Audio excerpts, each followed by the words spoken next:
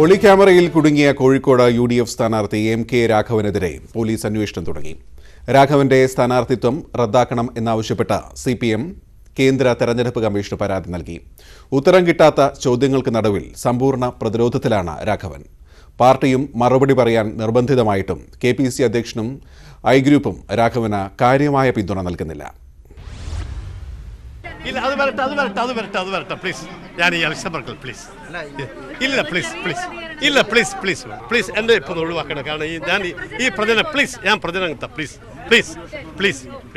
എന്നെ ഒഴിവാക്കൂ എന്ന് പറഞ്ഞ് മാധ്യമങ്ങൾക്ക് മുന്നിൽ നിന്ന് പോയ MK രാഘവൻ ഇന്ന് CPM-ൽ നിന്ന് മാത്രമല്ല സ്വന്തം പാർട്ടിയിൽ നിന്നും എതിർപ്പ് നേരിടുകയാണ്. I ഗ്രൂപ്പ് ഏറെക്കുറെ പൂർണ്ണമായും കൈവിട്ടു. രാഘവൻ ഒറ്റപ്പെടുകയും മാധ്യമങ്ങൾക്ക് മുന്നിൽ കരഞ്ഞു പോവുകയും ചെയ്തിട്ടും മൂന്നാം ദിവസമാണ് KPCC പ്രസിഡന്റ് മുല്ലപ്പള്ളി രാമചന്ദ്രൻ വ്യക്തമായ ഒരു പ്രതികരണം നടത്തിയത്. എല്ലാം പരിശോധിച്ച ശേഷമാണ് ശ്രീമാൻ രാഘവനോട് നിർത്തിയത്. രാഘവന്റെ പൊതുജീവിതം സുതാര്യമാണ്. രാഘവന്റെ വ്യക്തിത്വം എല്ലാ അർത്ഥത്തിലും അനുഭവമായ വ്യക്തിത്വമാണ്. ഒരു മാതൃകാ പൊതുപ്രവർത്തനമായിട്ടാണ് രാഘവൻ അറിയപ്പെടുന്നത്. രാഘവനെ സംശയത്തിന്റെ നിഴലിലാക്കുന്നത് 3 കാര്യങ്ങളാണ്. പ്രചാരണത്തിന് 20 കോടി ചെലവ് വരുമെന്ന് പറഞ്ഞത് ഏത് കണക്കിന്റെ അടിസ്ഥാനത്തിൽ? 2 കോടി രൂപ പാർട്ടി നൽകിയെന്ന് പറയുന്ന രാഘവൻ 52 ലക്ഷത്തിന്റെ മാത്രം കണക്ക് തെരഞ്ഞെടുപ്പ് കമ്മീഷന് നൽകിയത് എന്തുകൊണ്ട്?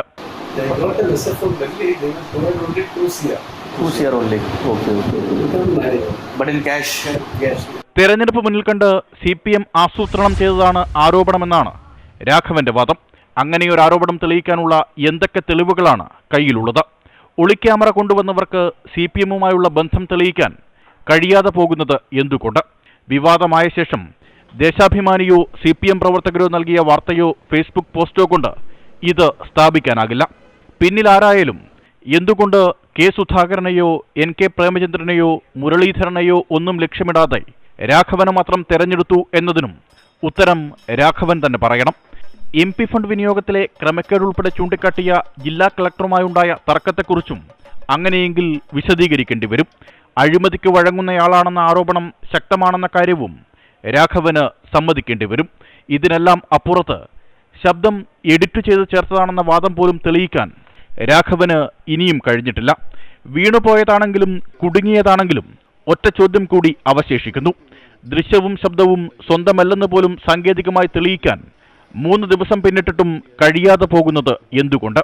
അപരന്മാർക്ക് പണം നൽകേണ്ടി വരുമെന്നുൾപ്പെടെ പറഞ്ഞതും വിശദീകരിക്കാൻ രാഘവൻ പെടാപ്പാട് പെടുമെന്നുറപ്പ്. എല്ലാം വ്യാജമെന്ന് വിലപിച്ചാൽ മാത്രം അവസാനിക്കില്ല ആ വീഡിയോ ഉയർത്തിയ ചോദ്യങ്ങൾ. Election desk, news 18. രാഘവനെതിരെയുള്ള ആരോപണത്തോട് കോഴിക്കോട്ടുകാർ എങ്ങനെ പ്രതികരിക്കുന്നു? കോഴയാരോപണത്തിൽ രാഘവൻ തെറ്റുകാരനാണെങ്കിൽ തിരിച്ചടി ലഭിക്കുമെന്ന് പൊതുജനം പറയുന്നു. രാഘവനെ അനുകൂലിച്ചും പ്രതികൂലിച്ചും ആളുകൾ പ്രതികരിച്ചു. S. വിനേഷ് കുമാർ തയ്യാറാക്കിയ റിപ്പോർട്ട്. തെരഞ്ഞെടുപ്പ് ചൂടിലാണ് നാടെങ്ങും. പക്ഷേ കോഴിക്കോടെത്തുമ്പോൾ UDF സ്ഥാനാർത്ഥി MK രാഘവനെതിരെ ഉയർന്നിരിക്കുന്ന കോഴയാരോപണമാണ് ചൂടേറിയ വിഷയം. ഇക്കാര്യത്തിൽ പൊതുജനങ്ങൾക്ക് എന്താണ് പറയാനുള്ളത് നോക്കാം. അന്വേഷണത്തെ എന്താ കഴമ്പുണ്ടെച്ചാൽ ബാധിക്കൂലേ? എന്താ അത് അങ്ങനെ ഉണ്ടെങ്കിൽ ബാധിക്കുന്നുള്ളതാണ്. പക്ഷേ അങ്ങനെ ഇല്ല എന്നുള്ളതാണ് എൻ്റെ ഒരു അഭിപ്രായം. ഉണ്ടാവില്ല എന്നുള്ളതാണ്. നമുക്ക് സംബന്ധിച്ചിടത്തോളം പറഞ്ഞാൽ ഇപ്പം നമുക്കൊന്നും പറയാൻ പറ്റാത്തൊരവസ്ഥയാണ്. കാരണം വെച്ചാൽ തെരഞ്ഞെടുപ്പല്ലേ, അങ്ങോട്ടും ഇങ്ങോട്ടും പല പ്രശ്നങ്ങളുണ്ടാകുന്നതാണ്. അയാൾ ചെയ്തിട്ടില്ല എന്ന് നമ്മൾ വിശ്വസിക്കുക, അയാൾ ചെയ്തിട്ടുണ്ടെന്ന് നമുക്ക് വിശ്വസിക്കുക. അതൊരു സത്യാവതരിക്കട്ടെ എന്നുള്ളൊരു പ്രാർത്ഥന ഉണ്ട്. ചിലപ്പോൾ ശരിയായിരിക്കും. പക്ഷേ ഇന്നത്തെ കാലത്തിൽ ഇപ്പോൾ അങ്ങനെ എന്ത് സംഭവിച്ചാലും ഇല്ലെങ്കിലും വോട്ട് ചെയ്യുന്നവൻ എന്തായാലും കുത്തേണ്ട ആൾക്കാർ കുത്തും. വീഡിയോ ഉണ്ടെങ്കിലും അതിൽ ശബ്ദമൊന്നും അയാളായിരിക്കാൻ സാധ്യതയില്ല. ഇലക്ഷന് അടുപ്പിച്ചും കൊണ്ട് പല സ്ഥാനാർത്ഥികളെ പേരിൽ പല ആരോപണങ്ങളുണ്ടാവും. അതൊന്നും തെരഞ്ഞെടുപ്പായിട്ടൊരു ഇതും ചെയ്യില്ല. ഇത് കോഴയാരോപണം എങ്ങനെ ബാധിക്കുമെന്ന് ചോദിച്ചാൽ അത് പ്രത്യക്ഷത്തിൽ പറയാൻ ആളല്ല ഞാൻ. യഥാർത്ഥത്തിൽ അത് തെരഞ്ഞെടുപ്പ് ചട്ടലംഘനമാണെങ്കിൽ തീർച്ചയായിട്ടും ഒഴിഞ്ഞിക്കുന്നത് തന്നെയാണ് നല്ലത്. MK രാഘവൻ കുറ്റം ചെയ്തിട്ടുണ്ടെങ്കിൽ അദ്ദേഹത്തിന് അതിൻ്റെതായ ശിക്ഷ കിട്ടണം എന്ന് തന്നെയാണ് ഭൂരിഭാഗം ആളുകളും പറയുന്നത്. അതേസമയം അദ്ദേഹത്തിനെതിരെ ഗൂഢാലോചന നടന്നിട്ടുണ്ടെങ്കിൽ അത് പുറത്തു വരണമെന്നും പറയുന്നുണ്ട്. കോഴിക്കോട് നിന്ന് ക്യാമറാമാൻ വിനോദ് കുമാറിനൊപ്പം S. Vinesh Kumar, news 18. Virus പരാമർശത്തിൽ UP മുഖ്യമന്ത്രി യോഗി ആദിത്യനാഥിനെതിരെ ലീഗ് തെരഞ്ഞെടുപ്പ് കമ്മീഷന് പരാതി നൽകി. സാമുദായിക സ്പർദ്ധ വളർത്തുന്ന പ്രസ്താവനയ്ക്ക് കേസ് രജിസ്റ്റർ ചെയ്യണമെന്നാവശ്യപ്പെട്ടാണ് പരാതി. ലീഗിനെ പാകിസ്ഥാനുമായി ബന്ധപ്പെടുത്തി ദേശീയതലത്തിൽ പ്രചാരണം നടത്തുന്ന സമൂഹമാധ്യമ അക്കൗണ്ടുകൾ മരവിപ്പിക്കണമെന്നും പരാതിയിൽ ആവശ്യപ്പെടുന്നു. പരാതി പരിശോധിച്ച് തിങ്കളാഴ്ച മറുപടി നൽകുമെന്ന് കമ്മീഷൻ അറിയിച്ചു. രാഹുൽ ഗാന്ധി വയനാട്ടിൽ മത്സരിക്കാൻ തീരുമാനിച്ചതിനു പിന്നാലെ ലീഗിനെ പാകിസ്ഥാനുമായി ബന്ധപ്പെടുത്തി ദേശീയതലത്തിൽ നടക്കുന്ന പ്രചാരണത്തിന് തടയിടാനാണ് മുസ്ലിം ലീഗ് നീക്കം. പരാതിയിൽ 2 പ്രധാന ആവശ്യങ്ങളാണുള്ളത്. ലീഗ് വൈറസാണെന്ന് പറഞ്ഞ് വിദ്വേഷ പ്രചാരണം നടത്തുന്ന UP മുഖ്യമന്ത്രി യോഗി ആദിത്യനാഥിനും Delhi Shiromani Akali Dal MLA MS സിർസയ്ക്കുമെതിരെ IPC 153A പ്രകാരം കേസെടുക്കണം. വ്യാജ പ്രചാരണം നടത്തിയതിന് BJP IT cell chairman Amit Malviya, Giriraj Singh, Adityanath എന്നിവരുടേതടക്കമുള്ള സമൂഹമാധ്യമ അക്കൗണ്ടുകൾ മരവിപ്പിക്കണം. ഈ കംപ്ലൈന്റ് അതായത് ഉള്ള കൺസേൺ ഡിവിഷനിലേക്ക് എത്രയും പെട്ടെന്ന് മാറ്റിയിട്ട് തിങ്കളാഴ്ചത്തോടു കൂടി നമുക്കൊരു മറുപടി നൽകാമെന്നുള്ളതാണ് ഇപ്പോൾ തെരഞ്ഞെടുപ്പ് കമ്മീഷൻ നമ്മൾക്ക് പറഞ്ഞിരിക്കുന്നത്. മുഹമ്മദ് അലി ജിന്നയുടെ ഓൾ ഇന്ത്യ മുസ്ലിം ലീഗുമായി ഒരു ബന്ധവുമില്ലെന്നും എല്ലാ കാലത്തും രാജ്യത്തിനൊപ്പം നിന്ന പാർട്ടിയാണ് ലീഗെന്നും പരാതിയിൽ പറയുന്നു. ലീഗ് വൈറസ് അല്ല, ആന്റി വൈറസ് ആണെന്ന് PK കുഞ്ഞാലിക്കുട്ടി.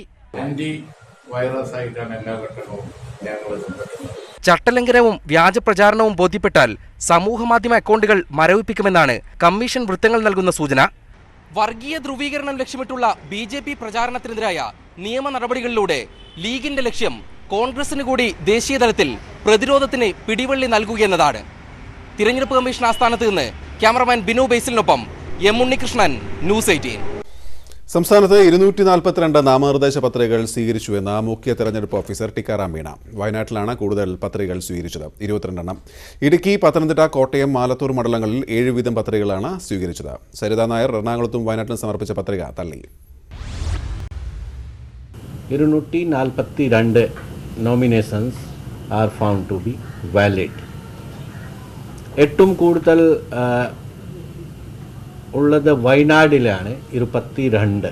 രണ്ടാമത്തെ സ്ഥാനമാണ് ആറ്റിങ്കൽ 21, 21. പത്തനംതിട്ട 7, കോട്ടയം 7, ആലത്തൂർ 7, മാലപ്പുറം 8, തൃശ്ശൂർ 9, മാവേലിക്കര 10, കൊല്ലം 10, കാസർഗോഡ് 11, വടകര 13, ചാലക്കുടി 13, എറണാകുളം 14, കണ്ണൂർ 14, 15 കോഴിക്കോട്, തിരുവനന്തപുരം 17. ലോക്സഭാ തെരഞ്ഞെടുപ്പിൽ ആദ്യ വോട്ട് രേഖപ്പെടുത്തിയ അരുണാചൽ പ്രദേശിലെ സൈനികർ. ഇന്തോ ടിബറ്റൻ അതിർത്തി സേനയിലെ സൈനികരാണ് 17ാം ലോക്സഭയിലേക്കുള്ള ആദ്യ വോട്ടർമാരായത്. ആദ്യഘട്ട തെരഞ്ഞെടുപ്പ് ഏപ്രിൽ 11 ആരംഭിക്കാനിരിക്കെയാണ് പോസ്റ്റൽ ബാലറ്റിലൂടെ സൈനികർ സർവീസ് വോട്ട് രേഖപ്പെടുത്തി 17ാം ലോക്സഭയിലേക്കുള്ള വോട്ടെടുപ്പിന് തുടക്കം കുറിച്ചത്. അരുണാചൽ പ്രദേശിലെ ലോയിത്പൂരിൽ DIG സുധാകർ നടരാജിന്റേതായിരുന്നു കന്നിവോട്ട്. തുടർന്ന് വിവിധ ക്യാമ്പുകളിൽ നടന്ന വോട്ടെടുപ്പിൽ 5000-ഓളം സൈനികർ പങ്കെടുത്തു. ഉത്തരാഖണ്ഡ്, ഗുജറാത്ത്, ബംഗളൂരു, ബീഹാർ, രാജസ്ഥാൻ, ഹരിയാന, ഉത്തർപ്രദേശ് തുടങ്ങിയ സംസ്ഥാനങ്ങളിലെ സൈനികർക്കുള്ള സർവീസ് വോട്ടെടുപ്പ് അടുത്ത ദിവസങ്ങളിൽ നടക്കും. സൈനികർക്ക് വോട്ട് രേഖപ്പെടുത്താൻ ഇത്തവണ ഒട്ടേറെ മാർഗങ്ങൾ കേന്ദ്ര തെരഞ്ഞെടുപ്പ് കമ്മീഷൻ തയ്യാറാക്കിയിരിക്കുന്നതിനാൽ സർവീസ് വോട്ടുകളുടെ എണ്ണത്തിൽ വർധനയുണ്ടാകുമെന്നാണ് വിലയിരുത്തൽ. News desk, News 18. ഒടുവിൽ ഡൽഹിയിൽ കോൺഗ്രസ് ആം ആദ്മി പാർട്ടി സഖ്യത്തിന് വഴി തെളിയുന്നു. സീറ്റ് വിഭജന ചർച്ചകളുമായി മുന്നോട്ടു പോകാൻ ഡൽഹി പ്രദേശ് കോൺഗ്രസ് കമ്മിറ്റിക്ക് രാഹുൽ ഗാന്ധി അനുമതി നൽകി. ചർച്ചകൾ വിജയിച്ചാൽ ആകെയുള്ള 7 സീറ്റിൽ 4-ൽ ആം ആദ്മി പാർട്ടിയും 3-ൽ കോൺഗ്രസും മത്സരിച്ചേക്കും. ഡൽഹിയിൽ കോൺഗ്രസും ആം ആദ്മി പാർട്ടിയും തമ്മിൽ മാസങ്ങൾ നീണ്ട സീറ്റ് ചർച്ചകളാണ് അവസാന ഘട്ടത്തിലേക്ക് കടക്കുന്നത്. ആം ആദ്മിയുമായുള്ള സഖ്യനീക്കത്തിന് കോൺഗ്രസ് അധ്യക്ഷൻ രാഹുൽ ഗാന്ധി അനുമതി നൽകിയതോടെ ചർച്ചകൾ ഫലപ്രാപ്തിയിലെത്തുമെന്ന പ്രതീക്ഷയിലാണ് AICC നേതൃത്വം. ലോക്സഭാ തെരഞ്ഞെടുപ്പിൽ സഖ്യമുണ്ടാക്കിയാൽ വരുന്ന നിയമസഭാ പോരാട്ടത്തിൽ തിരിച്ചടിയാകുമെന്ന സംസ്ഥാന നേതാക്കളുടെ ആശങ്കയെ തുടർന്നാണ് നീക്കുപോക്ക് നീണ്ടുപോയത്. എന്നാൽ PCC അധ്യക്ഷ ഷീല ദീക്ഷിത്, സംഘടനാ ചുമതലയുള്ള AICC general secretary KC Venugopal, ഡൽഹിയുടെ ചുമതലയുള്ള PC ചാക്കോ എന്നിവരുമായി നടത്തിയ ചർച്ചയിൽ ആം ആദ്മി പാർട്ടിയുമായി സീറ്റ് വിഭജനം അടക്കമുള്ള കാര്യങ്ങൾ ചർച്ച ചെയ്യാൻ രാഹുൽ അനുമതി നൽകുകയായിരുന്നു. ഡൽഹിയിൽ ആകെയുള്ള 7 സീറ്റിൽ 4-ൽ ആം ആദ്മിയും 3-ഇടത്ത് കോൺഗ്രസും മത്സരിക്കുക എന്നതാണ് നിലവിൽ രൂപം കൊണ്ടിരിക്കുന്ന ധാരണ. ന്യൂഡൽഹി, ചാന്ദിനി ചൌക്ക്, നോർത്ത് ഈസ്റ്റ് ഡൽഹി സീറ്റുകൾ കോൺഗ്രസിനും ബാക്കി സീറ്റുകൾ ആം ആദ്മിക്കുമെന്ന രീതിയിലാണ് ചർച്ചകൾ മുന്നോട്ടു പോകുന്നത്. നേരത്തെ ഇതേ ഫോർമുല കോൺഗ്രസ് തള്ളിയിരുന്നു. തീരുമാനം ഭാവിയിൽ ദോഷം ചെയ്യുമെന്നാണ് സംസ്ഥാനത്തെ ഒരു വിഭാഗം കോൺഗ്രസ് നേതാക്കളുടെ വിലയിരുത്തൽ. ന്യൂസ് 18 ഡൽഹി. കോൺഗ്രസിനോട് ശത്രുതയില്ലെന്നും ആന്ധ്രാപ്രദേശിന് പ്രത്യേക പദവി നൽകുന്ന ആരുമായും സഖ്യത്തിന് തയ്യാറാണെന്നും YSR കോൺഗ്രസ് നേതാവ് ജഗൻ മോഹൻ റെഡ്ഡി. CNN News 18 അനുവദിച്ച അഭിമുഖത്തിലാണ് ജഗൻ നിലപാട് വ്യക്തമാക്കിയത്. തെരഞ്ഞെടുപ്പിന് ശേഷം സഖ്യസാധ്യതയ്ക്കുള്ള എല്ലാ വാതിലുകളും തുറന്നിടുകയാണ് ജഗൻമോഹൻ റെഡ്ഡി. പക്ഷേ പിന്തുണ നൽകണമെങ്കിൽ ആവശ്യം ഒന്നു മാത്രം, ആന്ധ്രാപ്രദേശിന് പ്രത്യേക പദവി നൽകി ഉത്തരവിൽ ഒപ്പിടണം. We would just say we don't want to trust you anymore. You sign and we support. You sign, I am with you. And who will it be? Anybody. കോൺഗ്രസും ബിജെപിയും ടിഡിപിയും ആന്ധ്രയിലെ ജനങ്ങളെ ഒരുപോലെ വഞ്ചിച്ചു. Congress against our wishes, against the majority of the wishes, broke our state. Then they did not incorporate this demand of special category status. Narendra Modi ji himself spoke about special category status. Now, so both these people have betrayed our state. We do not want to trust anybody. മോദിയും രാഹുലും സംസ്ഥാനത്തെ തെരഞ്ഞെടുപ്പിൽ ഘടകമാകില്ലെന്നും YSR Congress അധികാരത്തിൽ വരുമെന്നും ജഗൻമോഹൻ റെഡ്ഡി പറഞ്ഞു. April 11 ആദ്യഘട്ടത്തിലാണ് Andhra നിയമസഭയിലേക്കും ലോക്സഭയിലേക്കുമുള്ള വോട്ടെടുപ്പ്. Election desk, news 18. Bollywood സിനിമയിലെ shot ഗണ്ണും BJP MP-യുമായ Shatrughna Sinha ഇനി കോൺഗ്രസിനായി രാഷ്ട്രീയത്തിന്റെ കാഞ്ചി വലിക്കും. AICC general secretary KC Venugopal അടക്കമുള്ള നേതാക്കളുടെ സാന്നിധ്യത്തിൽ ശത്രുഘ്ന സിൻഹ കോൺഗ്രസിൽ ചേർന്നു. നിലവിൽ ബീഹാറിലെ പട്ന സാഹിബ് മണ്ഡലത്തിലെ MP-യായ ശത്രുഘ്ന സിൻഹ അതേ മണ്ഡലത്തിൽ കോൺഗ്രസ് സ്ഥാനാർത്ഥിയായി ജനവിധി തേടും. BJP-യിൽ വന്നുപോയ താരനേതാക്കളെ പോലെയല്ല ശത്രുഘ്ന സിൻഹ. പാർട്ടി രൂപീകരിച്ച 1980 മുതൽ BJP-ക്കൊപ്പം നിന്ന ചരിത്രമുണ്ട് ശത്രുഘ്ന്. BJP-യിൽ നിൽക്കുമ്പോൾ മോദി അമിത്ഷാ കൂട്ടുകെട്ടിന്റെ ശത്രുപക്ഷത്തായിരുന്നു. ഇപ്പോൾ പാർട്ടിയും ശത്രുപക്ഷത്ത്. രാജ്യസഭാംഗം, കേന്ദ്രമന്ത്രി, പാട്ന സാഹിബിൽ നിന്ന് 2 തവണ MP. 3 പതിറ്റാണ്ടിലധികം നീണ്ട ബന്ധമാണ് ശത്രുഘ്ന സിൻഹ ഔദ്യോഗികമായി അവസാനിപ്പിച്ചത്. AICC general secretary KC Venugopal, ബീഹാറിന്റെ ചുമതലയുള്ള നേതാവ് ശക്തി സിംഗ് ഗോഹിൽ എന്നിവരുടെ സാന്നിധ്യത്തിൽ സിൻഹ കോൺഗ്രസിൽ ചേർന്നു. एक तरफ जहां खुशी है कि आज कांग्रेस परिवार ने मुझे इस तरह से इनकरेज करके, प्रोत्साहित करके गले लगाया है, अपने परिवार का अहम हिस्सा बनाया है. ഏറെ നാളായി പാർട്ടിയുടെയും കേന്ദ്രഭരണത്തിന്റെയും വിമർശകനായിരുന്നു സിൻഹ. പാട്ന സാഹിബിൽ സീറ്റ് നിഷേധിച്ചോടെ അകൽച്ച പൂർണ്ണമായി. ഇക്കുറി കേന്ദ്രമന്ത്രി രവിശങ്കർ പ്രസാദിനെയാണ് മണ്ഡലം നിലനിർത്താൻ BJP കളത്തിലിറക്കിയിരിക്കുന്നത്. RJD നേതൃത്വം നൽകുന്ന സഖ്യത്തിന്റെ സ്ഥാനാർത്ഥിയായി ശത്രുഘ്ന സിൻഹ വീണ്ടും ജനവിധി തേടുമ്പോൾ മത്സരം കടുക്കുമെന്നുറപ്പ്. Election desk, news 18. വൈറസ് പരാമർശത്തിൽ UP മുഖ്യമന്ത്രി യോഗി ആദിത്യനാഥിനെതിരെ ലീഗ് തെരഞ്ഞെടുപ്പ് കമ്മീഷന് പരാതി നൽകി. സാമുദായിക സ്പർദ്ധ വളർത്തുന്ന പ്രസ്താവനയ്ക്ക് കേസ് രജിസ്റ്റർ ചെയ്യണമെന്നാവശ്യപ്പെട്ടാണ് പരാതി. ലീഗിനെ പാകിസ്ഥാനുമായി ബന്ധപ്പെടുത്തി ദേശീയതലത്തിൽ പ്രചാരണം നടത്തുന്ന സമൂഹമാധ്യമ അക്കൗണ്ടുകൾ മരവിപ്പിക്കണമെന്നും പരാതിയിൽ ആവശ്യപ്പെടുന്നു. പരാതി പരിശോധിച്ച് തിങ്കളാഴ്ച മറുപടി നൽകുമെന്ന് കമ്മീഷൻ അറിയിച്ചു. രാഹുൽ ഗാന്ധി വയനാട്ടിൽ മത്സരിക്കാൻ തീരുമാനിച്ചതിനു പിന്നാലെ ലീഗിനെ പാകിസ്ഥാനുമായി ബന്ധപ്പെടുത്തി ദേശീയതലത്തിൽ നടക്കുന്ന പ്രചാരണത്തിന് തടയിടാനാണ് മുസ്ലിം ലീഗ് നീക്കം. പരാതിയിൽ 2 പ്രധാന ആവശ്യങ്ങളാണുള്ളത്. ലീഗ് വൈറസാണെന്ന് പറഞ്ഞ് വിദ്വേഷ പ്രചാരണം നടത്തുന്ന UP മുഖ്യമന്ത്രി യോഗി ആദിത്യനാഥിനും Delhi Shiromani Akali Dal MLA MS സിർസിക്കുമെതിരെ IPC 153A പ്രകാരം കേസെടുക്കണം. വ്യാജ പ്രചാരണം നടത്തിയതിന് BJP IT cell chairman Amit Malviya, Giriraj Singh, Adityanath എന്നിവരുടേതടക്കമുള്ള സമൂഹമാധ്യമ അക്കൗണ്ടുകൾ മരവിപ്പിക്കണം. ഈ കംപ്ലൈന്റ് അതായത് ഉള്ള കൺസേൺ ഡിവിഷനിലേക്ക് എത്രയും പെട്ടെന്ന് മാറ്റിയിട്ട് തിങ്കളാഴ്ചത്തോടു കൂടി നമുക്കൊരു മറുപടി നൽകാമെന്നുള്ളതാണ് ഇപ്പോൾ തെരഞ്ഞെടുപ്പ് കമ്മീഷൻ നമ്മളോട് പറഞ്ഞിരിക്കുന്നത്. മുഹമ്മദ് അലി ജിന്നയുടെ ഓൾ ഇന്ത്യ മുസ്ലിം ലീഗുമായി ഒരു ബന്ധവുമില്ലെന്നും എല്ലാ കാലത്തും രാജ്യത്തിനൊപ്പം നിന്ന പാർട്ടിയാണ് ലീഗെന്നും പരാതിയിൽ പറയുന്നു. ലീഗ് വൈറസ് അല്ല, ആന്റി വൈറസ് ആണെന്ന് PK കുഞ്ഞാലിക്കുട്ടി. ചട്ടലംഘനവും വ്യാജ പ്രചാരണവും ബോധ്യപ്പെട്ടാൽ സമൂഹമാധ്യമ അക്കൗണ്ടുകൾ മരവിപ്പിക്കുമെന്നാണ് കമ്മീഷൻ വൃത്തങ്ങൾ നൽകുന്ന സൂചന.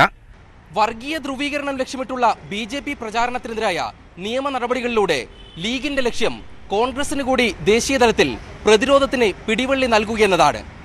തിരഞ്ഞെടുപ്പ് കമ്മീഷൻ ആസ്ഥാനത്ത് നിന്ന് ക്യാമറമാൻ ബിനു ബേസിലിനൊപ്പം M ഉണ്ണികൃഷ്ണൻ, ന്യൂസ് 18. സംസ്ഥാനത്ത് 242 നാമനിർദ്ദേശ പത്രികകൾ സ്വീകരിച്ചുവെന്ന് മുഖ്യ തെരഞ്ഞെടുപ്പ് ഓഫീസർ ടിക്കാറാം മീണ. വയനാട്ടിലാണ് കൂടുതൽ പത്രികകൾ സ്വീകരിച്ചത്, 22 എണ്ണം. ഇടുക്കി, പത്തനംതിട്ട, കോട്ടയം, മാലത്തൂർ മണ്ഡലങ്ങളിൽ 7 വീതം പത്രികകളാണ് സ്വീകരിച്ചത്. സരിതാ നായർ എറണാകുളത്തും വയനാട്ടിലും സമർപ്പിച്ച പത്രിക തള്ളി. 242 nominations are found to be valid. ഏറ്റവും കൂടുതൽ ഉള്ളത് വയനാടിലാണ് 22. രണ്ടാമത്തെ സ്ഥാനമാണ് ആറ്റിങ്കൽ 21, 21. പത്തനംതിട്ട 7, കോട്ടയം 7, ആലത്തൂർ 7, മാലപ്പുറം 8, തൃശ്ശൂർ 9, മാവേലിക്കര 10, കൊല്ലം 10, കാസർഗോഡ് 11, വടകര 13, ചാലക്കുടി 13, എറണാകുളം 14, കണ്ണൂർ 14, 15 കോഴിക്കോട്, തിരുവനന്തപുരം 17.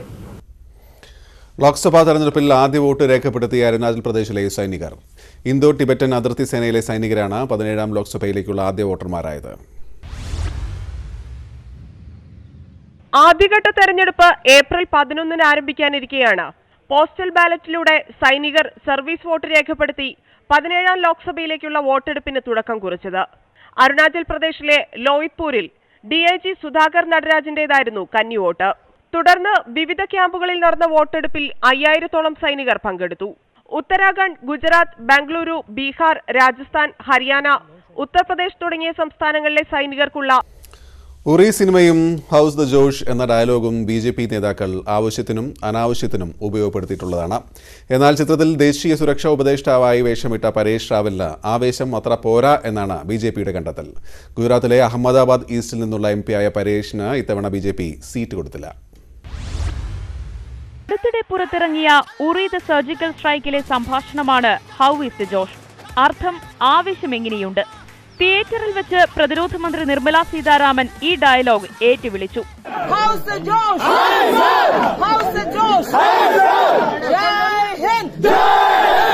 മുംബൈയിൽ സിനിമാ മ്യൂസിയം ഉദ്ഘാടനം ചെയ്ത പ്രധാനമന്ത്രിയും ബജറ്റ് അവതരിപ്പിക്കുന്നതിനിടയിൽ പീയൂഷ് ഗോയലും ചോദിച്ചു ഹൗ ഈസ് ദ ജോഷ് എന്ന്.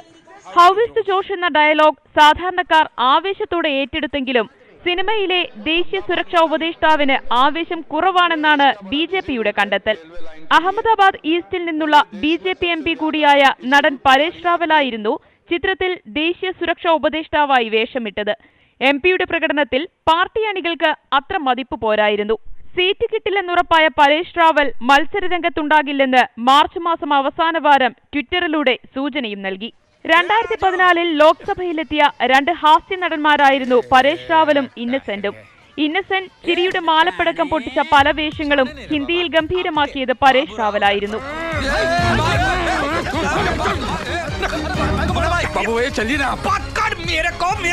തെരഞ്ഞെടുപ്പിൽ മത്സരിക്കില്ലെന്ന് പ്രഖ്യാപിച്ച നേതാവായിരുന്നു ഇന്നസെന്റ്. എന്നാൽ ഇന്നസെന്റിനോട് പാർട്ടി മത്സരിക്കാൻ ആവശ്യപ്പെടുകയായിരുന്നു. പരേഷ് റാവലിനോട് മത്സരിക്കണമെന്ന ആവശ്യം BJP മുന്നോട്ട് വെച്ചില്ല. Election desk, news 18. ന്യൂസ് 18 നേതാബ് സർവേ.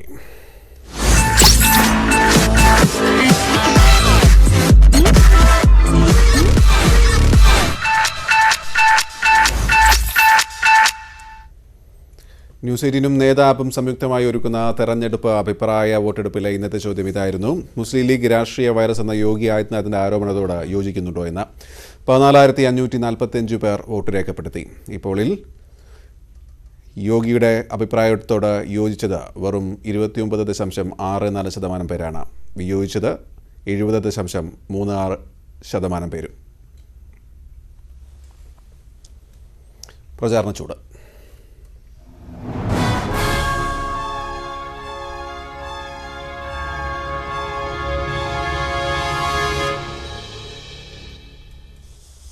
വയനാട്ടിൽ രാഹുൽ ഗാന്ധിയോട് 10 ചോദ്യങ്ങളുമായി LDF. കാർഷിക മേഖലയിലെ തകർച്ചയുമായി ബന്ധപ്പെട്ടാണ് പ്രധാന ചോദ്യങ്ങൾ. CPM-നെ വിമർശിക്കില്ലെന്ന് പ്രഖ്യാപിച്ച കോൺഗ്രസ് അധ്യക്ഷൻ പരസ്യ സംവാദത്തിന് തയ്യാറാകണമെന്നും LDF ആവശ്യപ്പെടുന്നു.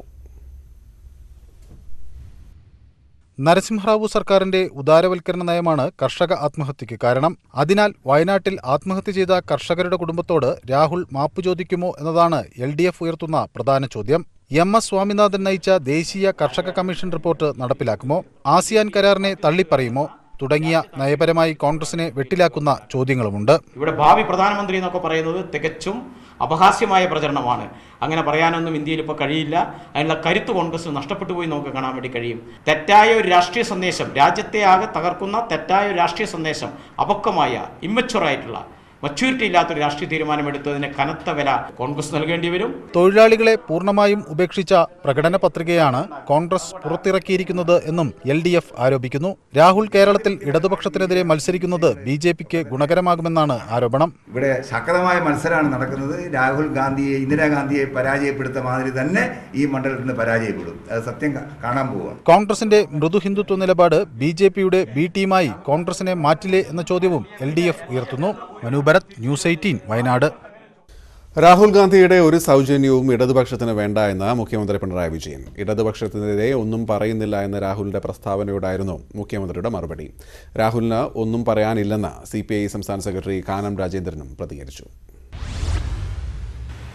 രാഹുൽ ഗാന്ധി പറയാണ് ഇടതുപക്ഷത്തിനെതിരെ ഒരു വാക്കും സംസാരിക്കാനില്ല എന്ന് പറഞ്ഞാൽ ഇടതുപക്ഷ ജനാധിപത്യ മുന്നണിക്കെതിരെ ഒന്നും പറയുന്നില്ല എന്നാണ്. അങ്ങനെ ഒരു സൗജന്യം വേണ്ട, പറഞ്ഞോളൂ. എന്താ പറയാനുള്ളത്? എന്താണ് പറയാനുള്ളത്? പറയൂ. നിങ്ങളെ അനുയായികൾക്ക് ഇപ്പോൾ പറയാൻ കഴിയുന്നില്ലല്ലോ, പലതും ഒന്നും പറയാനില്ലല്ലോ. ഇനി നിങ്ങൾക്ക് പ്രത്യേകമായി എന്തെങ്കിലും പറയാനുണ്ടെങ്കിൽ അത് പറയൂ. അങ്ങനെ ഔദാര്യം ആവശ്യമില്ല. അദ്ദേഹത്തിനൊന്നും പറയാനില്ലാത്തതുകൊണ്ട് പറഞ്ഞതായിരിക്കാം. പക്ഷേ അതുകൊണ്ട് ഞങ്ങൾ പറയാതിരിക്കത്തില്ല. മുഖ്യമന്ത്രി പിണറായി വിജയന് NK പ്രേമേന്ദ്രനോട് വ്യക്തിവൈരാഗ്യമാണെന്ന് ഷിബു ബേബി ജോൺ. മുഖ്യമന്ത്രിയുടെ ഉള്ളിലെ പകയാണ് ആക്ഷേപം ആവർത്തിക്കുന്നതിലൂടെ പുറത്തുവന്നത്. തെരഞ്ഞെടുപ്പ് മുഖ്യമന്ത്രിക്കെതിരായ വിധിയാകുമെന്നും ഷിബു ബേബി ജോൺ ന്യൂസ് 18 വരികൾക്കിടയിൽ പരിപാടിയിൽ പറഞ്ഞു. RSPയോട് കാണിച്ച ഒരു സമീപനം, അതിൽ ടിപ്പിക്കലായിട്ടുള്ള ധാർഷ്ട്യത്തിൻ്റെ അടിസ്ഥാനത്തിലുള്ള ഒരു സമീപനം. സ്ഥാനാർത്ഥിയെ പ്രഖ്യാപിച്ചു കഴിഞ്ഞ് പിന്നെ RSP ആയിട്ട് ചർച്ചയ്ക്ക് വെക്കുകയും ഞങ്ങൾ അടുത്ത അസംബ്ലി ഇലക്ഷനിൽ നിങ്ങളുടെ സീറ്റ് കുറയ്ക്കാതെ നോക്കാം എന്ന് പറയുന്ന ഒരു ധാർഷ്ട്യമുണ്ടല്ലോ. ആത്മാഭിമാനമുള്ള ഒരു രാഷ്ട്രീയ പ്രസ്ഥാനത്തിന് നിൽക്കാനൊക്കെ അതിനകത്ത് ആ ധാർഷ്ട്യത്തിന് ഒരു വലിയ തിരിച്ചടി നൽകി. എന്നാൽ അന്ന് മുതൽ അദ്ദേഹം ഇത് വളരെ വ്യക്തിപരമായി എടുത്തിരിക്കുകയാണ്. അത് തന്നെ ഒരു രാഷ്ട്രീയ നേതാവിൻ്റെ പക്വത കുറവാണ്. ഇപ്പോൾ ആ ഒരു ഏറ്റവും വലിയ വ്യക്തിപരമായ ഒരു വൈരാഗ്യവുമായി മുന്നോട്ട് പോകുന്നു. ഇത് പൊളിറ്റിക്സ് അല്ലേ? കൊല്ലം മണ്ഡലത്തിലെ താരപ്രചാരകനാണ് MLA കൂടിയായ മുകേഷ്. പൊതുയോഗങ്ങളിൽ ജനങ്ങളെ കയ്യിലെടുക്കുന്ന പ്രസംഗമാണ് താരത്തിന്റെ ഹൈലൈറ്റ്. RSPയും NK പ്രേമേന്ദ്രനെയും കടന്നാക്രമിച്ചാണ് മുകേഷിന്റെ പ്രസംഗങ്ങൾ. നിയമസഭാ ഇലക്ഷൻ വന്നപ്പോൾ ഇവിടെ Shibu Baby John walkover, easy walkover. പ്രവർത്തനത്തിലൊന്നും നമ്മൾ പോവില്ല, നമ്മൾ വേറെ സ്ഥലങ്ങളിലാണ് പോകുന്നത്. ചവറയിലും തിരിഞ്ഞു പോകില്ല.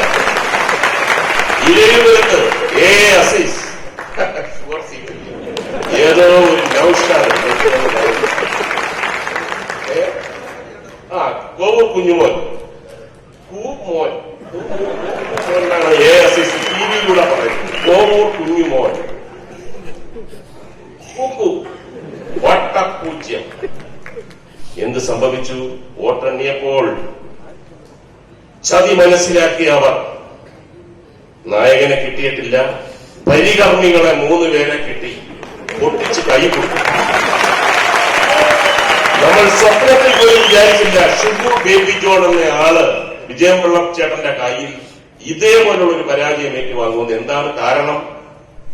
മലയാളി മറക്കില്ല, മലയാള ഭാഷ സംസാരിക്കുന്നവൻ മറക്കില്ല, വേറെല്ലാം മറക്കും. വിശ്വാസവഞ്ചൻ അത് മറക്കില്ല. നിങ്ങളുടെ സിനിമയിലൊക്കെ കാണുമ്പോൾ വലിയ വലിയ അധോലോക നായകന്മാരൊക്കെ കാണും.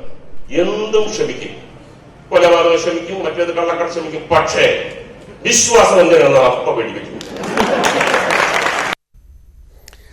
തെരഞ്ഞെടുപ്പ് കാലത്ത് ഏറ്റവും അധികം ആവേശം പകരുന്നവയാണ് പ്രചാരണ വാഹനങ്ങൾ. എറണാകുളം ജില്ലയിൽ പ്രചാരണ രംഗത്ത് മുഴങ്ങുന്ന ആവേശകരമായൊരു ശബ്ദമുണ്ട്. കേൾക്കാം മുട്ടത്ത് സ്വദേശിയും ചുമട്ടുതൊഴിലാളിയുമായ രജീഷിന്റെ വാക്കുകൾ. നാടിന്റെ ജനനായകനായി പാലിയേറ്റീവിലൂടെ മനുഷ്യ സ്നേഹം എന്തെന്ന് ജനമനസ്സുകൾക്ക് പകർന്നു കൊടുത്ത വിഷരഹിതമായ ലോകത്തിലേക്ക് ജനഹൃദയങ്ങൾ സമ്മാനിച്ച ഇതാ നാടിന്റെ ജനനായകൻ. 34 വർഷമായി കൊച്ചിയുടെ തെരഞ്ഞെടുപ്പ് ആവേശമാണ് ഈ ചുമട്ടുതൊഴിലാളി. രജീഷ് അനൗൺസർ ജോലി ആരംഭിച്ചത് 1985-ൽ. അന്നു മുതൽ എല്ലാ തെരഞ്ഞെടുപ്പ് വേളകളിലെയും നിറസാന്നിധ്യം. സ്ഥാനാർത്ഥിക്കൊപ്പം പായുമ്പോൾ ശ്രോതാക്കളിൽ ആവേശ തിരയിളക്കിയാണ് രജീഷ് മുന്നേറുന്നത്. ഒരു ചെറു പുഞ്ചിരിയിലൂടെ, ഒരു ഹസ്തദാനത്തിലൂടെ, ഒന്ന് കൈവീശി കാണിക്കുന്നതിലൂടെ നമ്മുടെ പ്രിയപ്പെട്ട ചേച്ചിമാരൊക്കെ അവരുടെ കണ്ണുകളിലെ തിളക്കം, അവരുടെ മനസ്സുകളിലെ ആവേശം, നാടുണരുകയായി, നഗരം ഉണരുകയായി, മനസ്സുണരുകയായി, മനസാക്ഷി ഉണരുകയായി. അനൗൺസ്മെന്റ് ആവേശത്തെ കുറിച്ച് ചോദിച്ചപ്പോൾ പ്രതികരണം ഇങ്ങനെ: ചൂടൊന്നും ഇതൊരു ചൂടല്ലേ, ഈ ചൂടൊരു വിഷയമല്ല. മീനമാസത്തിലെ ചൂടൊന്നൊരു വിഷയമല്ല, തെരഞ്ഞെടുപ്പ് ചൂടാണ് ഞങ്ങൾക്ക് ഏറ്റവും വലിയ വിഷയം. ആ തെരഞ്ഞെടുപ്പ് ചൂടിൽ ഞങ്ങൾ കത്തിക്കയറും. എല്ലാ പുസ്തകങ്ങളും കവിതകളും എല്ലാം വായിക്കും. എനിക്ക് കവിതകളാണ് എന്റെ ആവേശം. വയലാറ്, വള്ളത്തോള്, ചങ്ങമ്പുഴ. പ്രായത്തിന് തളർത്താൻ കഴിയാത്ത പോരാട്ട വീര്യം മനസ്സുകളിൽ നിറയ്ക്കാൻ വാക്കുകൾക്ക് കഴിയുമെന്ന് ഈ 49-കാരൻ സാക്ഷ്യപ്പെടുത്തുന്നു. നാടിന്റെ ജനനായകൻ ആവേശകരമായ സ്വീകരണങ്ങൾ ഏറ്റുവാങ്ങുവാൻ കടന്നു വരികയാണ്. ക്യാമറമാൻ ശ്യാംദാസിനൊപ്പം SS ശരൺ, ന്യൂസ് 18 കൊച്ചി. തെരഞ്ഞെടുപ്പ് ചിഹ്നം വോട്ടർമാരുടെ മനസ്സിൽ പതിയാൻ രാഷ്ട്രീയ പാർട്ടികൾ പലതും ചെയ്യാറുണ്ട്. എന്നാൽ 30-ലധികം തവണ റാപ്പ് പോലെ പാർട്ടി ചിഹ്നമായ താമര എന്ന് ആവർത്തിച്ചു പറഞ്ഞാൽ എങ്ങനെയിരിക്കും? അതായിരുന്നു BJP നേതാവ് വിനീത് ശാരദയുടെ പ്രസംഗം. മീററ്റിലെ BJP സ്ഥാനാർത്ഥി രാജേന്ദ്ര അഗർവാളിന്റെ പ്രചാരണത്തിനെത്തിയതായിരുന്നു വിനീത് ശാരദ. എന്നാൽ മൈക്ക് കയ്യിലെടുത്ത വിനീതിന്റെ പ്രകടനം റാപ്പ് സോങ്ങിനെ വെല്ലുന്നതായി.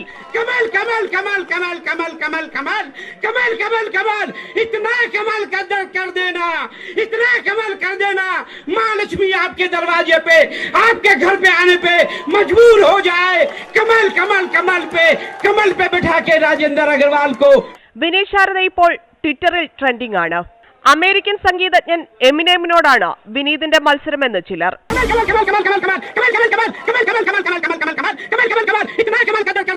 രാഷ്ട്രീയവും അവിടെ വിഷയമായില്ല. ജമ്മു കാശ്മീർ മുൻ മുഖ്യമന്ത്രി മുഫ്തി വിനീത് ശാരദയെ വിശേഷിപ്പിച്ചത് BJPയുടെ ഗല്ലി ബോയ് എന്നാണ്. അടുത്തിടെ ഇറങ്ങിയ രൺവീർ ആലിയ ഭട്ട് ചിത്രമാണ് ഗല്ലി ബോയ്. ചിലർ ജിമിക്കി കമ്മലിന് ശ്രമിക്കുകയാണെന്ന് പറഞ്ഞപ്പോൾ മറ്റു ചിലർ ഉപമിച്ചത് കബഡി മത്സരത്തോടും. ഏതായാലും വിനീതിന്റെ പ്രസംഗം കേട്ട് ചിരിച്ചു മരിക്കുമെന്ന് പറയുന്നവരും കുറവല്ല. Election desk, news 18. വോട്ടിന്റെ വോട്ട് പൂർണ്ണമാവുന്നു. നമസ്കാരം.